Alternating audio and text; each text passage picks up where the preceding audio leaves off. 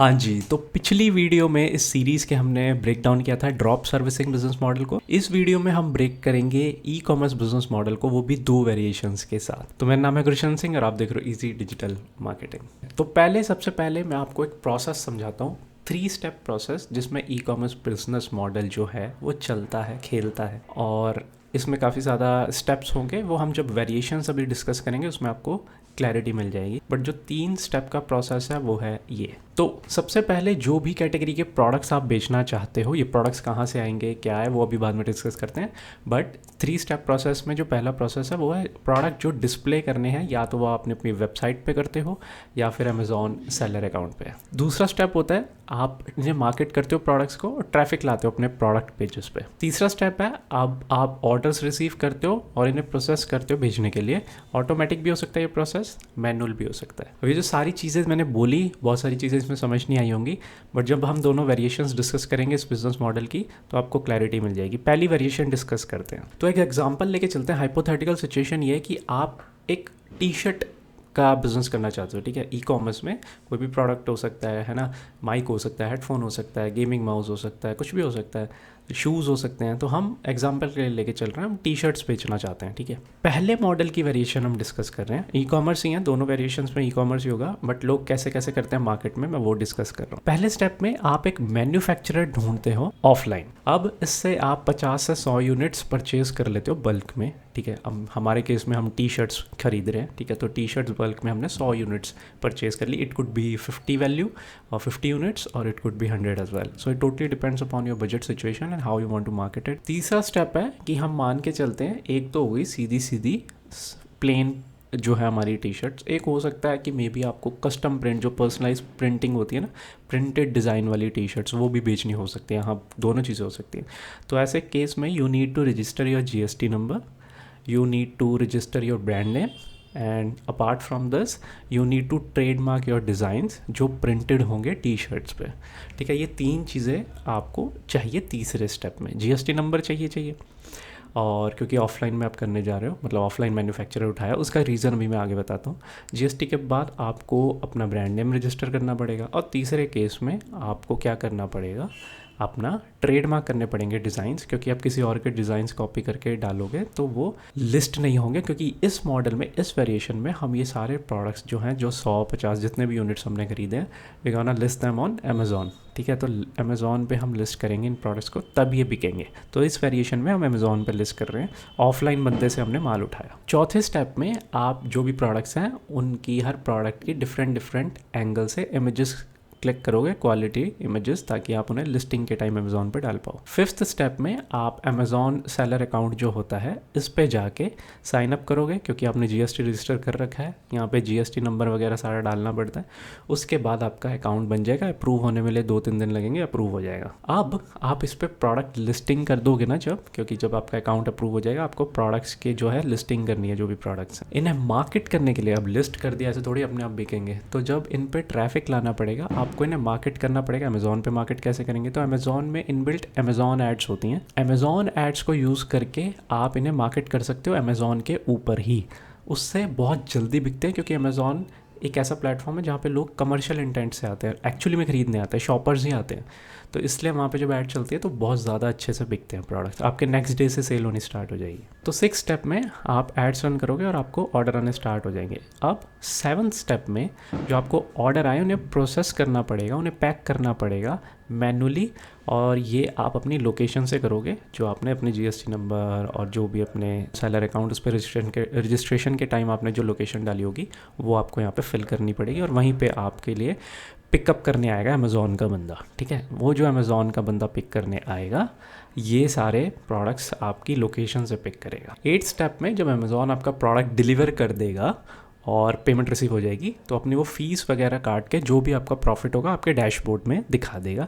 ये हो गया फर्स्ट प्रोसेस, यानी आपने ऑफलाइन से माल उठाया, अमेज़ॉन पर लिस्ट किया, ब्रांड नेम रजिस्टर किया, GST वगैरह रजिस्टर किया, और फिर अमेज़ॉन एड्स लगा के उस माल को बेच दिया। मैनुअली आपको सारा कुछ करना पड़ेगा, पैकिंग वैकिंग। अमेज़ॉन का बंदा आपके घर पे आएगा, या जो भी इलाके या जो भी ऑफिस है वहाँ से माल उठाएगा और डिलीवर कर देगा। ये थी first variation of e commerce जो लोग बाहर करते हैं। अब आती है सेकंड वेरिएशन, इसे बोलते हैं ड्रॉप शिपिंग।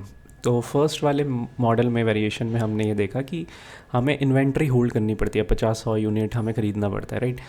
ड्रॉप शिपिंग में कोई इन्वेंट्री होल्ड नहीं है, इसमें भी आपको सोर्स तो चाहिए जहाँ से आप प्रोडक्ट्स उठाओगे। इसमें क्या करते हो, आप एक मैन्युफैक्चरर या होलसेलर कुछ भी बोल लो, वहाँ से प्रोडक्ट उठाते हो, जैसे CJ ड्रॉप शिपिंग, ज़ेनड्रॉप या अली एक्सप्रेस, ठीक है। तो ये आपका फर्स्ट स्टेप होता है। बेसिकली मैं बता देता हूँ, फर्स्ट मॉडल में, फर्स्ट वेरिएशन में हम ऑफलाइन से माल उठा के बेच रहे थे।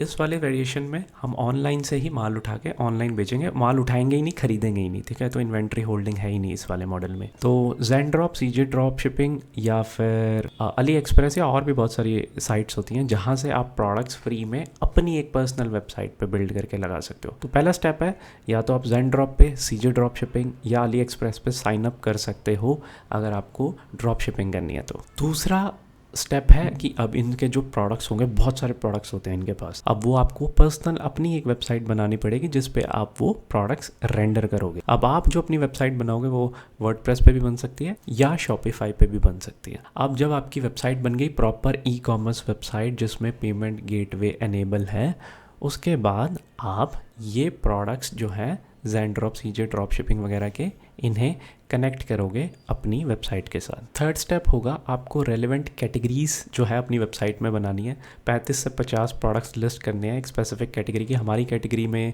टी-शर्ट्स हैं तो टी-शर्ट्स बच्चों के लिए भी हो सकती है, मेल फीमेल किसी के लिए भी हो सकती है ना। तो ऐसे 2-3 कैटेगरीज जो आपकी बनेंगी, या आप 2 कैटेगरीज में ही जाना चाहते हो, मैन और वुमेन के लिए, तो आप उन कैटेगरी को बनाओगे और उनमें 35 से 50 प्रोडक्ट्स लिस्ट करोगे, बेसिकली जो आपने कनेक्ट किए हैं ज़ेनड्रॉप के साथ अपनी वर्डप्रेस वेबसाइट को।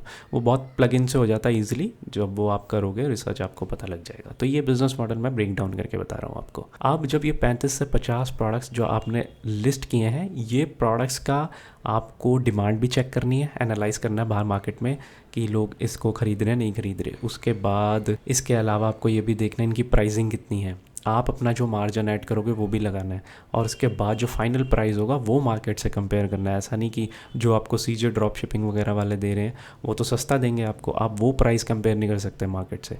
आपको अपना भी मार्जिन करना है और डिमांड भी एनालाइज करनी है। फिर आप उन प्रोडक्ट्स को 35 से 50 प्रोडक्ट्स को सिलेक्ट करोगे, फिर उन्हें अपनी कैटेगरीज बना के वेबसाइट में लिस्ट करोगे। वो प्रोडक्ट्स के एनालिसिस होंगे जो एक्चुअली में डिमांड में है, तो आपके पास एक पुश रहेगा कि हाँ आपने फालतू में रेंडमली पिक नहीं किए प्रोडक्ट्स।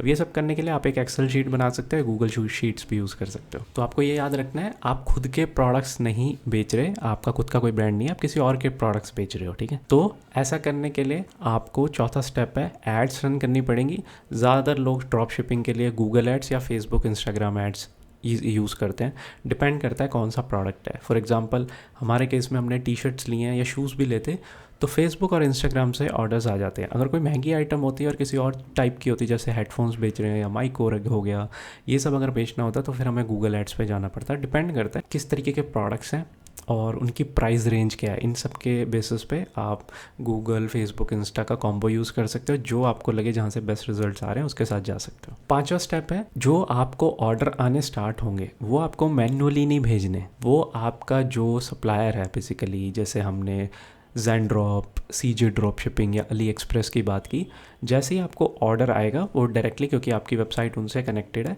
उनके डैशबोर्ड में चला जाएगा, वो प्रोसेस करेंगे, वो डिलीवर करेंगे आपके प्रोडक्ट। यही होती है ड्रॉप शिपिंग की खासियत, आपको कुछ भी नहीं करना। सिक्स्थ है, आपको बस कमीशन खानी है पर सेल्स, और ऐसे इसको स्केल करते जाना है, रिपीट करते जाना है प्रोसेस। तो ये सुनने में काफ़ी ईजी लगता है और मज़ेदार भी लगता है, बट इसमें मैं आपको मेन चीज़ें बता देता हूँ। सबसे पहली चीज़, हमेशा इंडस्ट्री देख के पिक करना। ई कॉमर्स में ऐसा नहीं, अब जैसे मैंने बोला माइक हमें पसंद है, उसकी डिमांड उतनी नहीं होगी जितनी टी-शर्ट्स और शूज़ की है।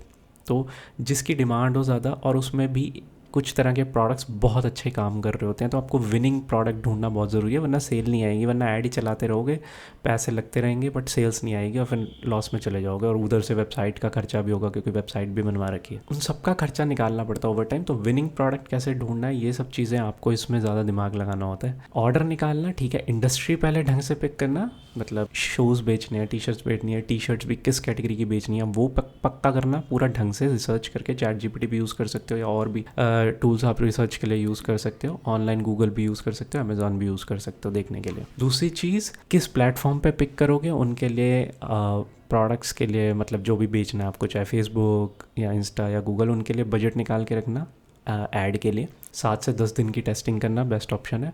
और अगर आपकी वेबसाइट का स्ट्रक्चर, यूज़र एक्सपीरियंस अच्छा नहीं है, जैसे चाहे आप शॉपिफाई पे या वर्डप्रेस पे जिस पे आप पर्सनल अपनी वेबसाइट बनाओगे, उसका एक्सपीरियंस बहुत अच्छा होना चाहिए, लुक एंड फील बहुत अच्छी होनी चाहिए, प्रोफेशनल लगनी चाहिए, तब लोगों को आके सिक्योर फील होता है, तो वो ट्रांजैक्शन करते हैं। अदरवाइज़ लोग लैंड होंगे और ख़रीदेंगे नहीं। तो ये सब चीज़ें जो है बहुत ध्यान में रखनी होती हैं। अगर आपको फेसबुक एड्स या इंस्टाग्राम एड्स रन करनी नहीं आती, तो आप मेरे store.edmfeed.com पे जाके ओवर पावर्ड फेसबुक एड्स करके ई बुक है, वो डाउनलोड कर सकते हो, सीख सकते हो। अगर आपको पर्सनलाइज्ड वे में मेरे से सीखना है सब कुछ, कि यार ये पूरा मॉडल कैसे कर सकते हैं, कैसे मैं इम्प्लीमेंट करूँ, क्या क्या मुझे चीज़ें सीखने की ज़रूरत है, अगर मुझे खुद ही करना हो सब कुछ, तो आप मुझसे पर्सनलाइज्ड भी मार्केटिंग सीख सकते हो अपने बिजनेस मॉडल के लिए स्पेसिफिकली। तो आई होप ये वीडियो अच्छी लगी होगी।